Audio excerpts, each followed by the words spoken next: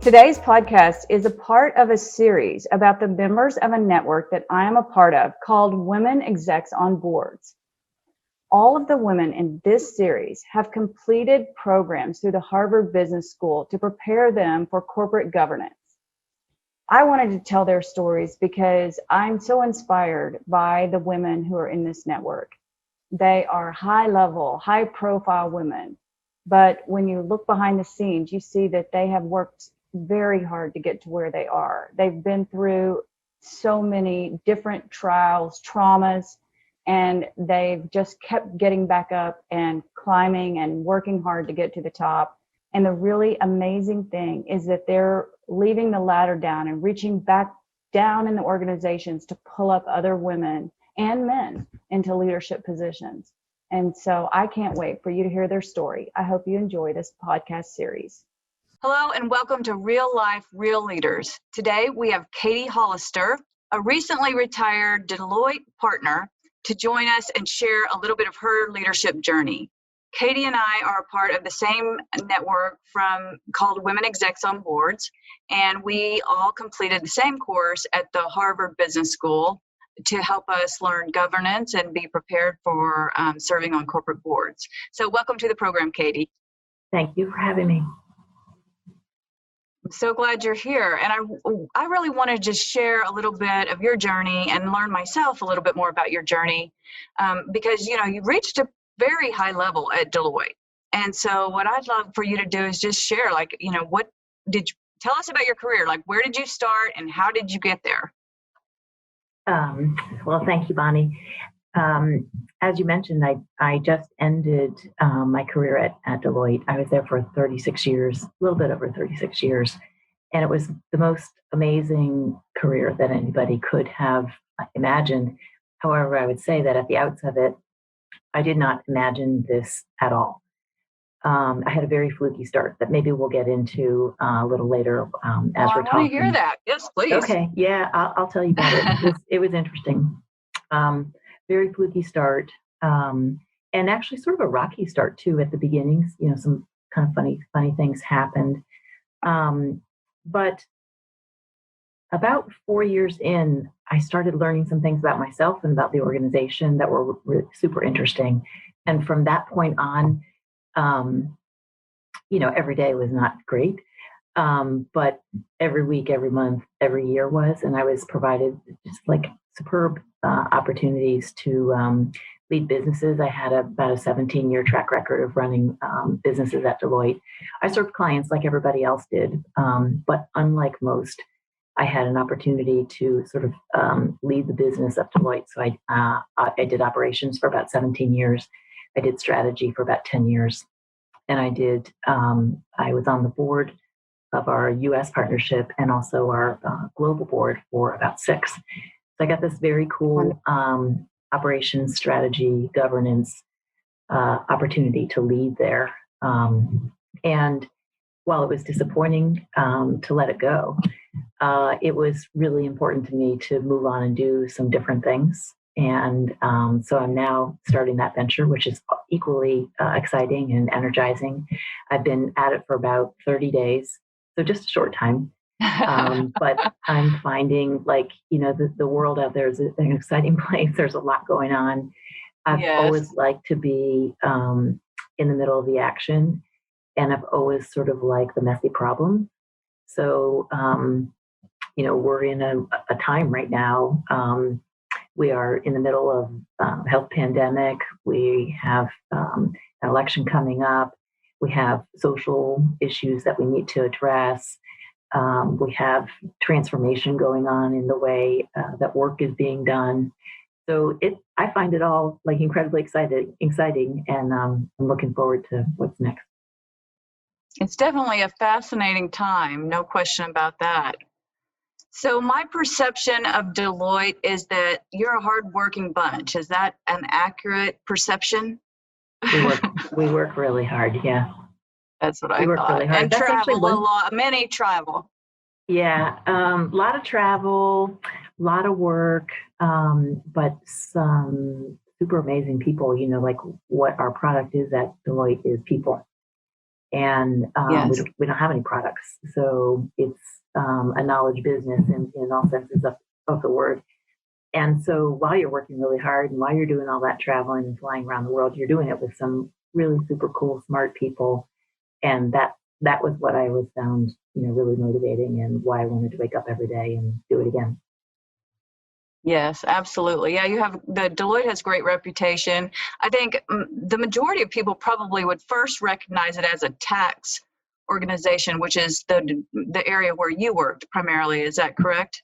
Yeah, when I first started with Deloitte back in '84, it was an accounting firm only with a tax shop attached to it. Then, of course, we grew and added a big consulting division. And now I think most people would know us for all of those parts. The consulting part of our business is actually the biggest and the fastest growing. And Right. I benefited tremendously from getting to know the folks over in our consulting business. And it's, in fact, how I got interested in the strategy aspects of our organization and how I got a chance to lead in that regard, too. Right. Yeah, I know you do a lot of strategy and also development and so much more. So there's a lot going on there now, way beyond accounting. So So my that's dad always exciting. So thought, so let's go back to the beginning. I want to hear the story yeah. of the start. So where'd you go to school, and give us a little background. Where are you from? Right. Okay. I grew up in New Jersey, and my mom and dad both worked. So that probably was why I ended up being a hard worker. I went to college in North Carolina at Duke University. I met my now husband the last 3 weeks of my senior year. It was a blind date, and he called me up. I didn't know who he was, but I thought, okay, how bad could this be? I'll never have to see this person after 21 more days. And now we've been married for almost 40 years. So it was good I took that date. Wow. That's a great story. So we left Duke and went to graduate school. He went to medical school. I went to law school. I was in St. Louis at WashU, and he was here in Cincinnati.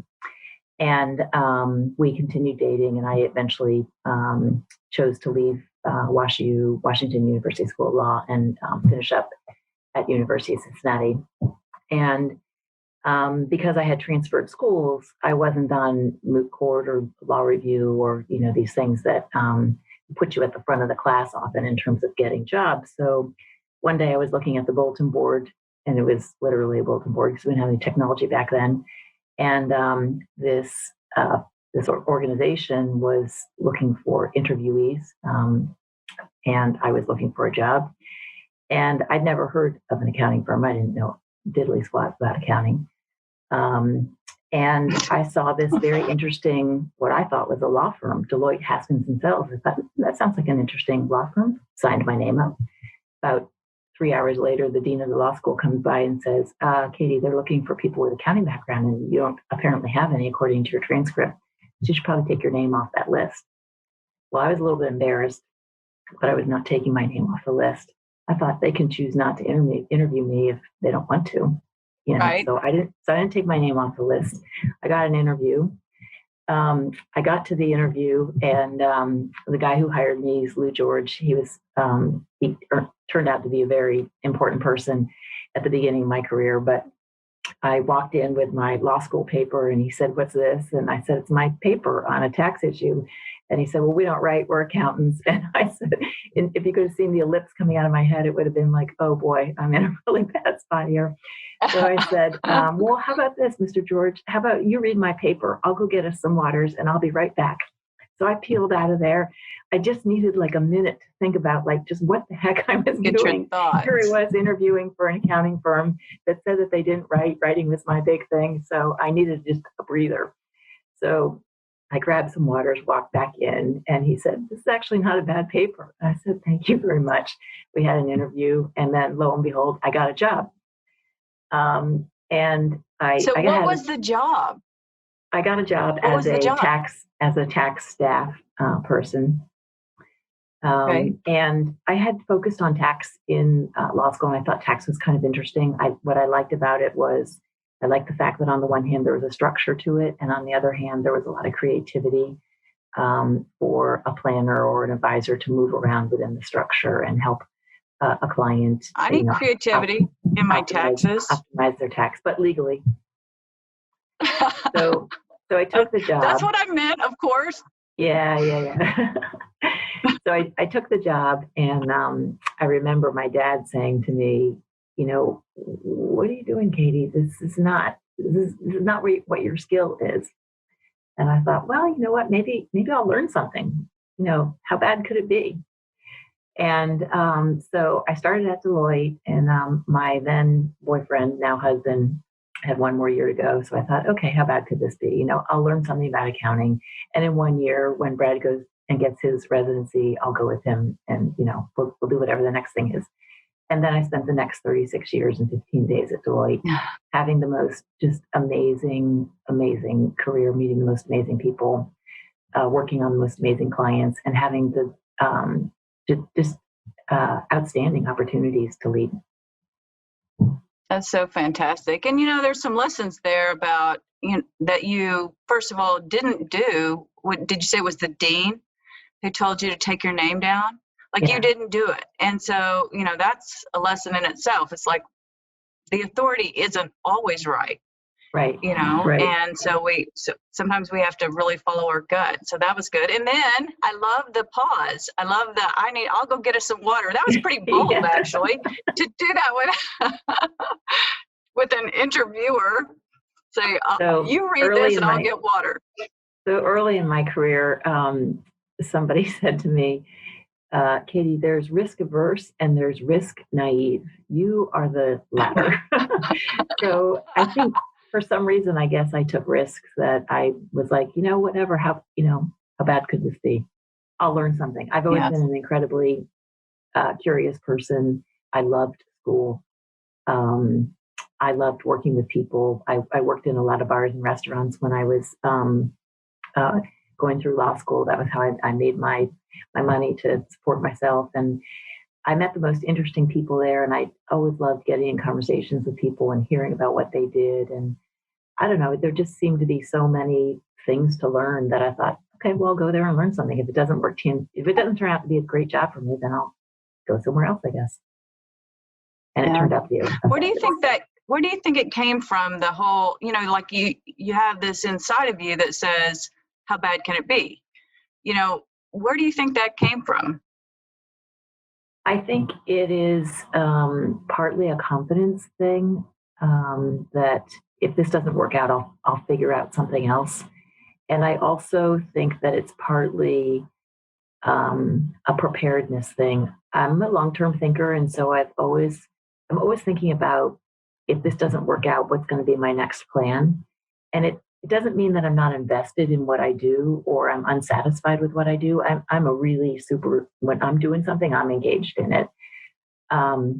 But there's a piece of my brain that I'm always dedicating to the options, like what's going to happen next.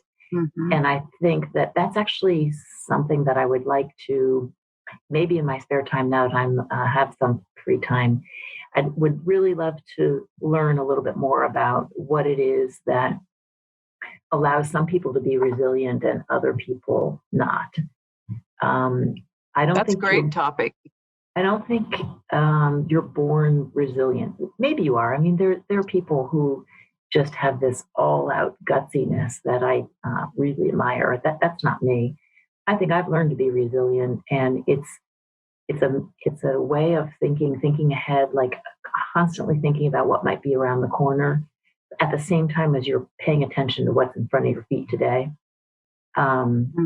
Because if you constantly know what's around the corner, you're thinking about how you're going to handle that.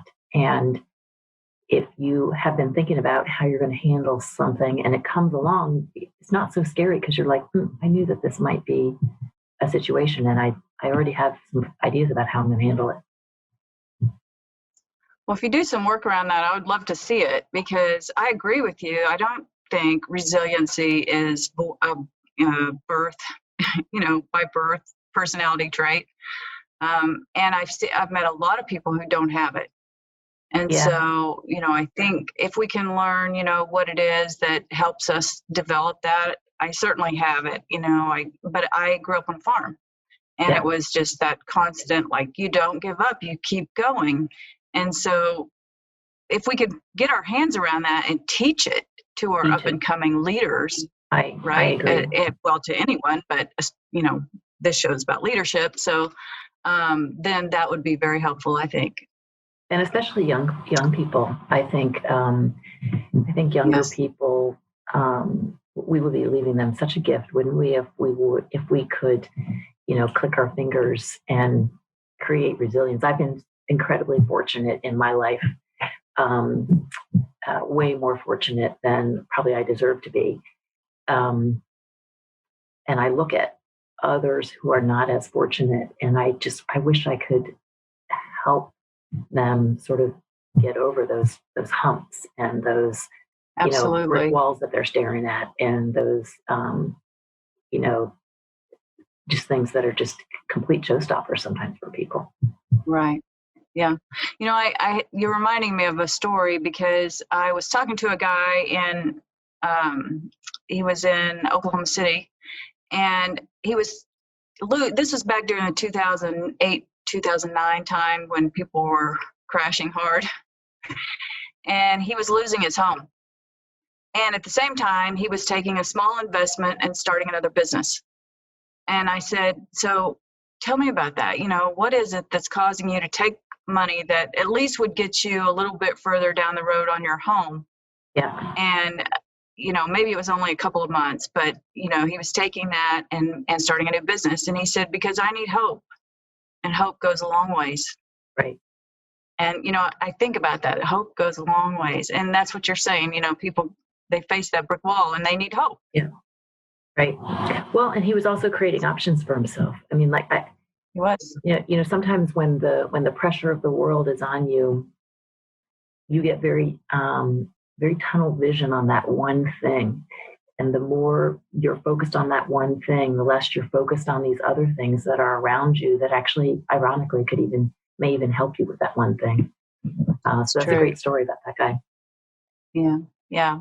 And that goes to sort of reframing, which is another tool that we use a lot. And you've probably used it yourself in strategy, is we sometimes have to reframe the situation and try to really see it from a different angle. Right. Which is helpful. That was probably. So tell me go ahead. I was to say that seeing things from a different angle, that was probably one of the biggest things that I learned from law school. Of course, I learned a lot about law, but I also learned so much about looking at a problem from all the different sides and appreciating that, if the problem's in the middle of the room and you keep walking around it and look at it from all different angles, you're going to see a different thing about it. Mm-hmm. And I think that's another thing that helps you dig out of these holes, at least on these ditches that we fall into, is that if you create a habit of looking at things from different angles, sometimes you'll see a way out that you wouldn't have seen if you just stared at it straight on. I agree. And actually, that's something I really value about working with attorneys, is that they have that training. That they will keep looking around each corner and trying to see it from a different angle. In fact, I heard a story. This is reminding me. It was somebody big. It was like Henry Ford or Thomas Edison. That whichever one it was, let's say it was Henry Ford, that he would actually set up a room with a table with multiple chairs and move chairs to think through an issue, to try to actually physically put themselves in that situation. So, whatever it takes, people, right? Yeah. I mean, a lot of people will do that, if they're struggling with something, they'll get up and walk around, or they'll go for a run, or they'll, some people say, I go take a shower. That's where I think the best.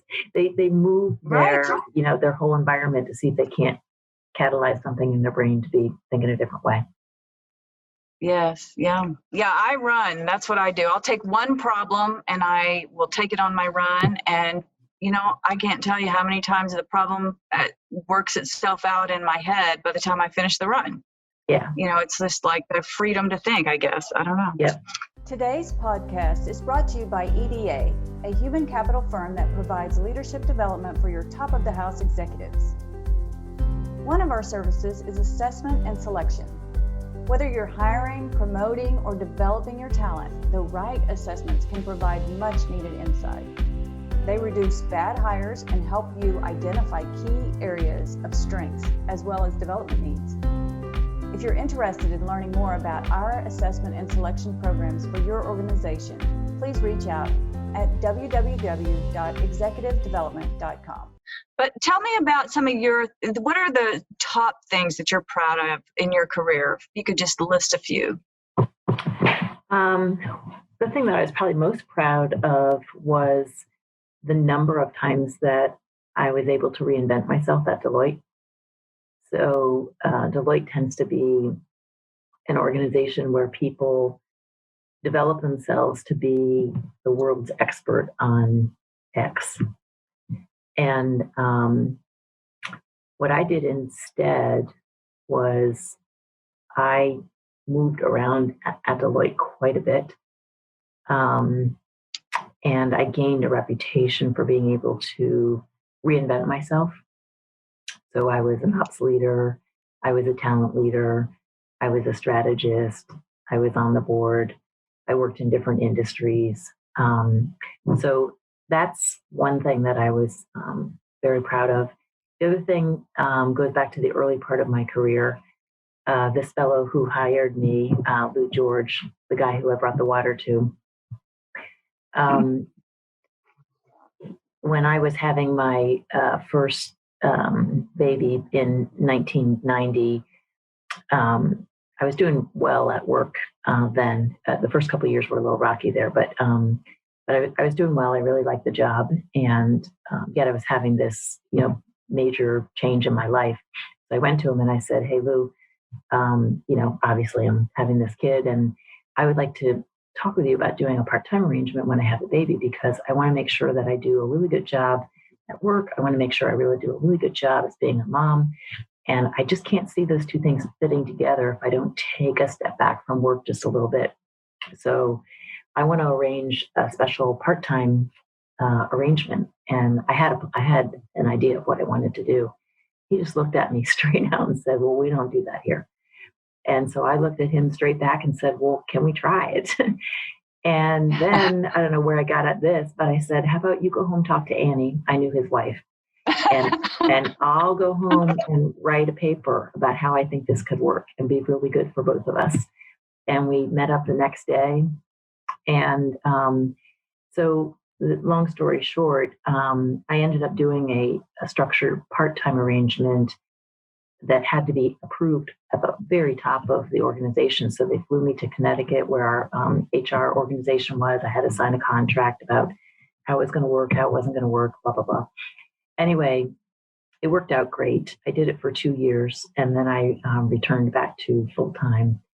And in 92, I was sitting at my desk, and phone rang and someone said, "This is Mike Cook's office for Katy Hollister." And I said, "Well, this is Katy Hollister, but I know Mike Cook is the CEO of Deloitte, and I'm pretty sure he doesn't want to talk to me. So like, who are you looking for? And I'll help you find that person." And she said, "No, he wants to talk to you." So I was like, "Oh God, now I'm in trouble again." What did I do? Yeah. So what he did is he said, "Hi, Katy, this is Mike, and we're starting a women's initiative at Deloitte. Your name is like popping up all over the place, particularly on flex time and part-time. And I'm coming to Cincinnati to interview the CEO of P&G, and I'd like you to do the interview with me." So here I am, a 5-6 year person at Deloitte, and the CEO is inviting me to go have an interview with him, to go interview the CEO of P&G. And so that was so interesting for me, because I learned that at that moment, I started learning that it's the things that are different about you that make you valuable to a team or to an organization. It's not the things that are the same. And here I was different. I was really different. I proposed this plan. I did it against the odds. according to many people. And yet here was like a point in my life where I was gaining reputation and attracting attention from the CEO for something as simple as asking for part-time and Right. putting it together. You were in a starting to way. stand out. Yeah, Yeah. right. Yeah, you didn't just ask for something different. You laid out your case, basically. Yeah, right. And so then it became sort of a prototype. What I'd done became sort of a prototype for one component of the Women's Initiative. I got to be part of the Women's Initiative Leadership Council, and I wasn't a partner at this time, and it was all other partners. So it was pretty cool. So I'm really proud of that. That's fantastic. It's something that we worked on at Deloitte. Just the whole topic of flexibility and part-time, and I kind of feel like I'm the grandmother of it. That's fantastic. So, as you think back though, most of us have times in our career where it became very difficult for one reason or another, whether it was outside things like family that was going on, or it was internal, we were facing something really difficult. The job was really difficult, just different things that can cause us to wonder, can we keep going? Should we leave? All those questions we have in our head. So, tell us about one of the most difficult times in your career and what caused it, and, what was that like? Well, I went on to have 2 kids, and my husband's a doctor. And so early in my career, the whole managing like an extremely demanding job in a 2 income family with 2 young kids, that was pretty hard. And I remember some pretty dreary days, so bad that like I'd park my car in the garage and I would just sit in my car and like think, I can't do this. I cannot do this anymore. I remember a day where I was so upset about something, something that was important on that day. I don't even remember what it was right now, but I remember just sitting in my car and crying. So there were some really challenging times then. How I got through that was threefold. One, my husband was super supportive, and he was always trying to think of like ways that we could do it differently. Second, my mom at the time moved to Cincinnati, and she became real helpful, and we hired somebody to come and help during the day. So that was pretty helpful. But what I really liked was the help that I got from friends at work. So those days when you go out on the ledge and you think, I just cannot do this anymore. You're out there all by yourself, and not physically, not literally. I didn't ever do that, but Right. You just feel like you're all alone, and that you don't ever solve a problem alone. Because when you're stressed out and struggling with a problem, if it could have been solved, you would have solved it. So my recipe for solving problems is, if I'm stuck on something, earlier I said, get up, move around, change your context, change your, environment. And I would also say, add people into the picture, because, one mind cannot solve difficult problems. 4 minds can. And the strength Yes. and the friendships that I made out of that were great. We all helped each other. On Monday it was me, and the other 3 helped me. And then on Wednesday it was somebody else, and the 3 of us helped her. So it really became like a bond of people helping people. And I see that in the world a lot now. We live in an incredibly generous country as compared to some of the other countries. I mean, the amount of social services that we have and mentoring organizations is not enough, not nearly enough to solve the problems. But we have a whole lot more than a lot of other countries do. And I'm proud of that. And it's, something that I'd like to make sure that we have more and more of all the time. Mm-hmm. Definitely. There's so much in what you said. Like, I want to unpack a little bit of it, so first of all, back to that. So I think many parents struggle with the whole, especially when you have a job in a company like Deloitte, where the reputation is you're going to work really hard. This is not one where everyone's leaving at 4 p.m. and going home. And so, when you have these jobs, it's tiring. It's very tiring. And so being able to get through that is difficult. But you said something that really caught my attention. You were sitting in your garage. You were so upset, thinking you couldn't go on because you were upset about a problem. And then you said, which I can't remember now. Right? We never remember these things. We never remember these things. Exactly. It was like so big at the time. Important at the time.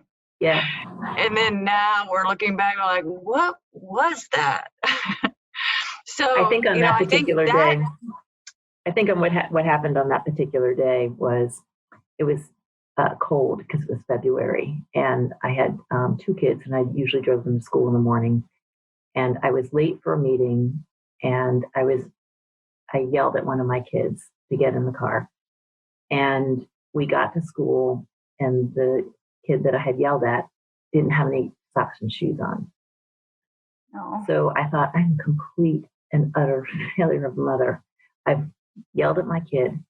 I brought him to school without socks and shoes, and it's freezing in February. My other kid is feeling bad because he's the older, responsible one. He's in the back crying because he felt like he didn't help. And it was just like, I messed this all up, and I was so annoyed with myself. But these things pass. Well, I'm glad you said that because, well, I think there's a couple of points there. So a lot of times, like the work, right? We don't remember if it was some big, huge deal at work, then we don't even remember what it was. But the mothering part, we usually remember that part. Yeah. And I want to say for the mothers and fathers who are listening and who have the working parent guilt, we've all done things like that. I know, I mean, I can talk to my friends and we've all done it. So, like I have forgotten my kid at school more than once. I finally got to where I realized that if I took Tootsie Rolls, he was more likely to forgive me when I picked him up than if I didn't take Tootsie Rolls. So, we forgot our kids. One time I took my daughter to a soccer game. I missed the time zone change, so we showed up as it was ending. So, we've all done things like that, that anyone who works. So forgive yourself, and, the big thing is love. Give them love. They'll be all right. Right. I agree with that. They feel like mortal sins that you committed at the time, but in the end, kids don't remember them. Just make sure they're loved and they'll be okay. Loved and fed. Right. You got to feed them. Right. So that was one time that was pretty hard. I remember other times that weren't family related, and they were more related to things that were going on at work. So, either difficult client problems or, running a business going through a recession where you just can't get the numbers that you need to get, that you promised your partners you would get. I recall some really not very comfortable sort of political kinds of things that were going on from time to time. And so, these problems, they all take on these different, they fall into different categories, but it doesn't really matter what category of problem. You always sort out the problem, I think, by turning to other people and talking it through. Yeah, that's a good point. And we do need other people. I certainly think personally, the COVID experience that we're dealing with right now probably brought that to light more than I realized, because I'm naturally introverted.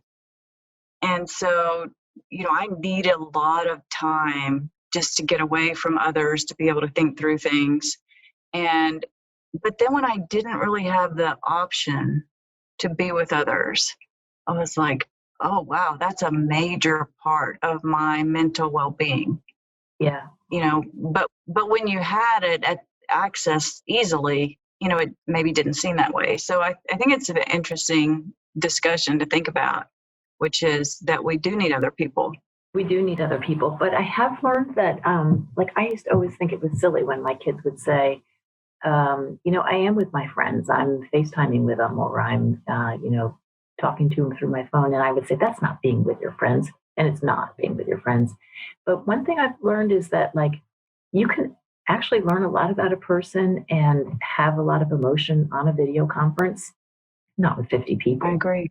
But with 2 people. And so I actually learned that there are connections that can be made through technology. I was a real doubter about that, but I think, and they may not be as sustaining and they may not be as good as in person, but I had totally discounted the ability to build a relationship through technology, and I was wrong. You can. Yeah. I agree. I'm there too, because in fact, we do a lot of coaching with the executives Mhm. and succession planning and things like that. And I really felt like at that level, you really had to be there in person. And I still prefer that, because especially when you're doing like executive coaching at that very senior level, I want to feel the nuances in the room. Right. Like I want to know like a little shift here, little shift there. I want to be able to pick that up. And so coaching is a little bit harder, but we're still doing it. Mm-hmm. But some of the other things I actually work better. I found some of our succession planning meetings and things like that, they work really well coming in, having people come in from and not having to travel, and it's been going very well. So it's been an interesting experiment, I think. Well, for the whole wide world.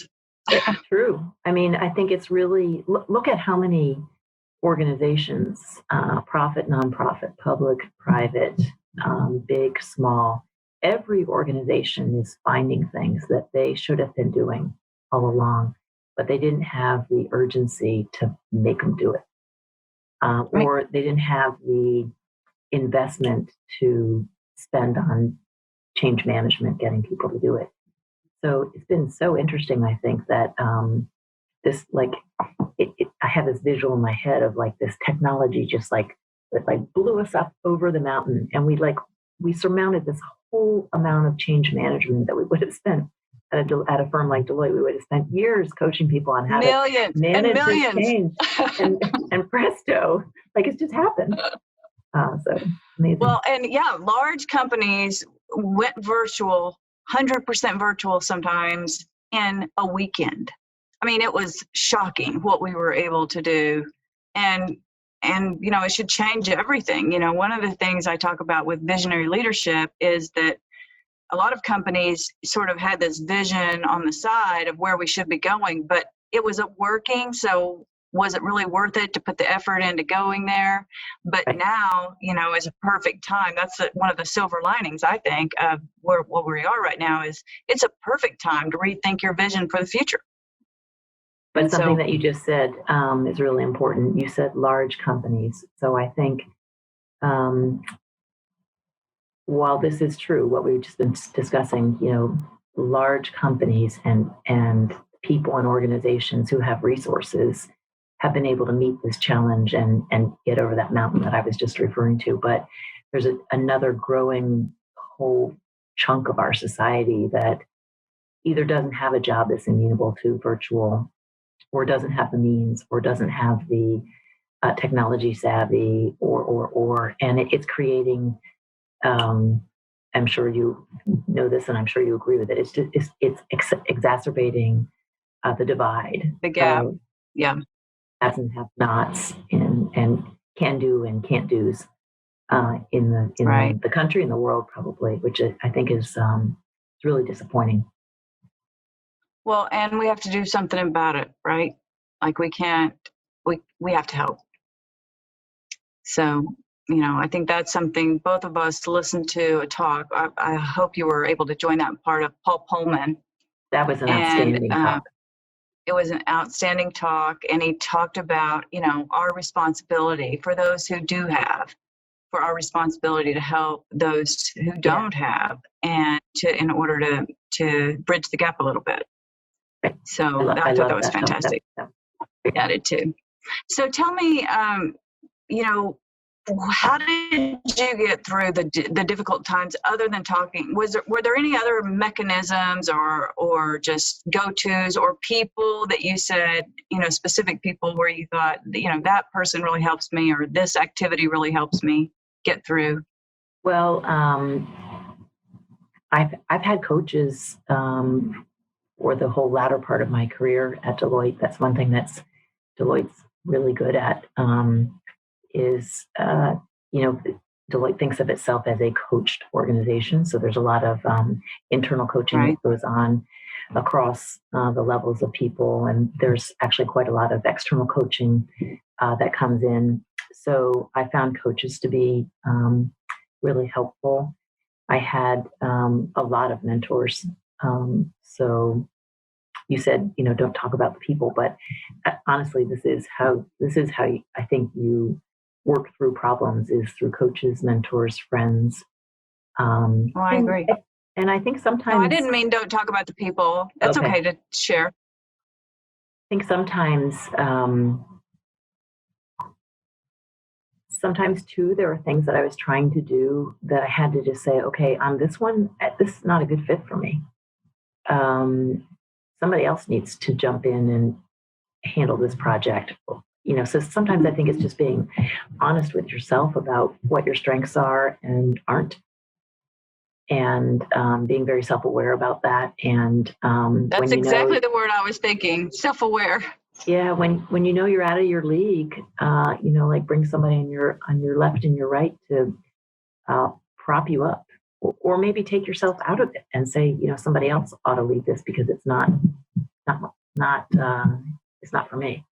I didn't very often take myself out like that. I more often supplemented the people that were around me, which was really great because then I got the opportunity to learn from them stuff that I didn't know. So I like working with people a lot. I like collective problem solving. I like being a team member as much as I like leading a team. So I really like, hashing something out with people who come at a problem different ways. If it's got to be people who think about things differently. This is like that power of diverse teams. If you have 4 people on a team, yes, and they all think the same way, 3 of them are not necessary. So, right. You really have to have that group of people that comes at things from different angles.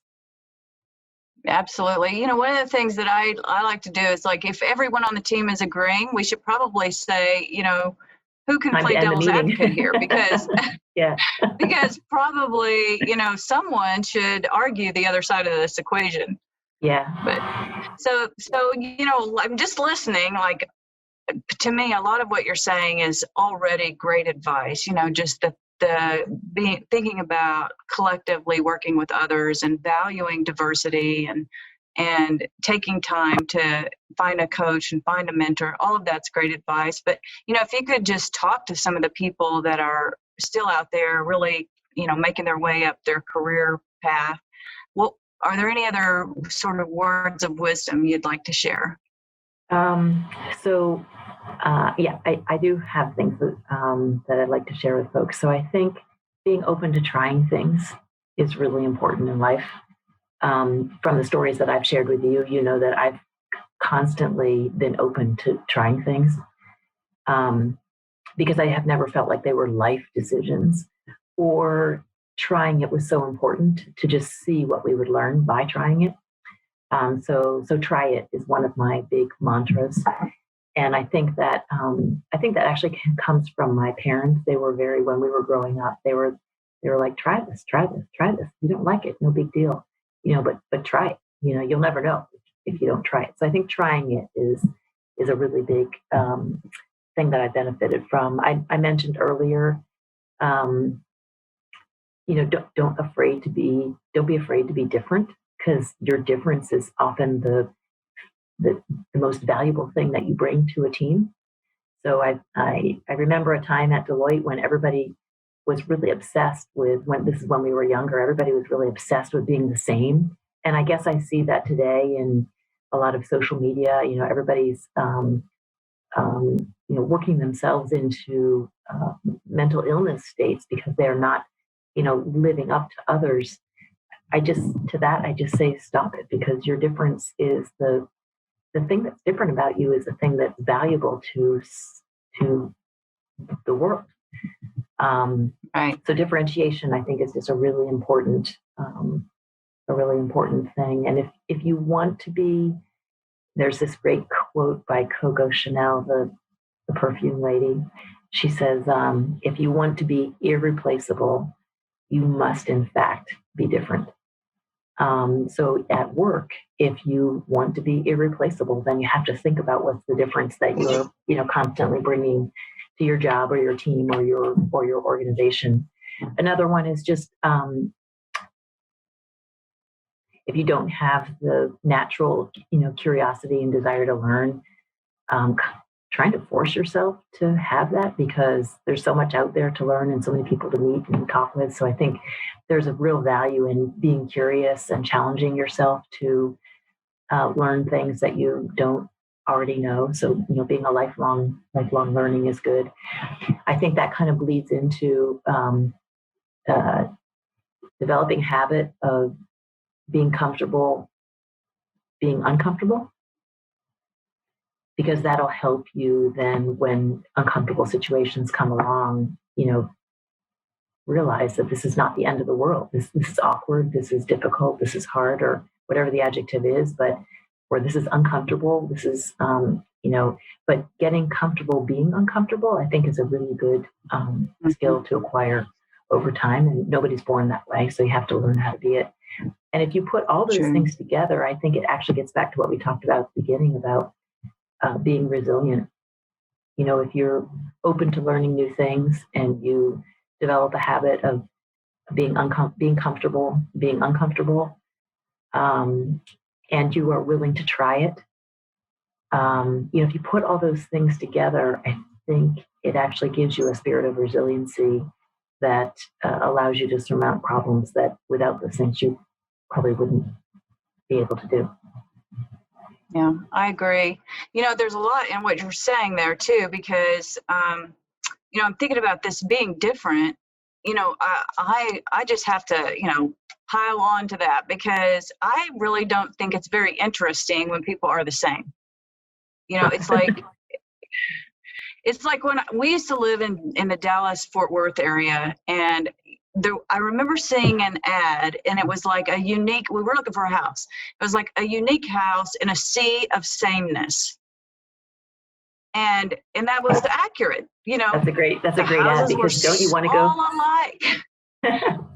Because that just lures you in. You want to go see that house that's different in a sea of sameness. That's a great advertisement. In a sea of sameness. Exactly. And that's what we see a lot, right? A sea of sameness. Please don't be one of the sea of sameness, because first of all, it's not that interesting.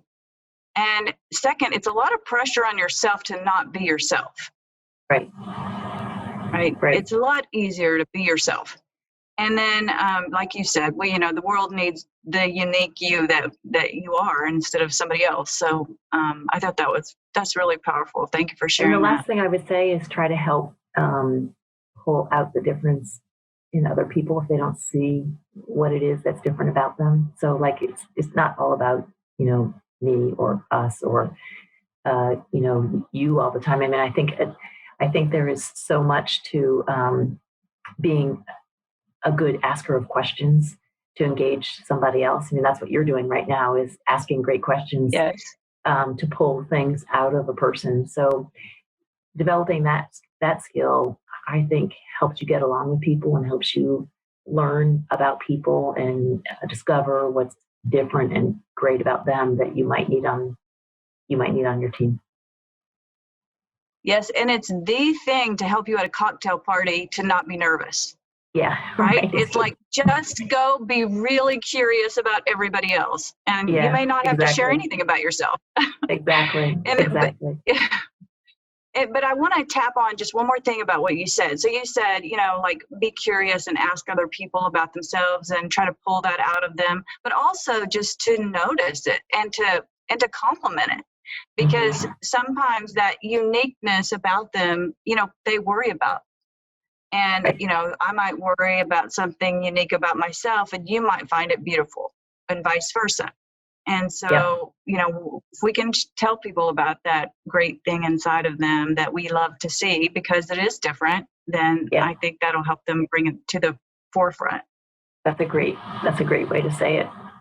There's one other that just popped into my head, and that is, it's so important when you work in these organizations, really, whether they're big or small, to be politically savvy, not political. There's so much that happens in an organization that doesn't follow the black lines of the hierarchical sheet. It happens in the white space. It's relationships, and it's the culture of an organization. It's how things work, but it doesn't fit on an org chart. And I think it's so important to understand, be savvy about how things get decided and how decisions are made. Because if you study that and you learn it, you'll have such an easier time working in an organization, getting along with people. Mm-hmm. And work with it instead of against it. That's right. Just, right? Flow with it. That's great advice. I love that. Thank you so much, Katy, for being on the program. It's been wonderful just having a chance to visit with you, learn more about you, and hear about your amazing career, your struggles, and how you made it through. So thank you. Special thank you to our listeners for taking time to tune in to this week's Real Life, Real Leaders podcast. We hope today's story inspired you. Check out previous episodes on the podcast to hear from more industry leaders, and check back next week as we speak to another leader and hear his or her great stories of triumphs and messy struggles. If you enjoyed the podcast, please rate, subscribe, and share. I'm Bonnie Hageman, and I look forward to sharing more with you next week.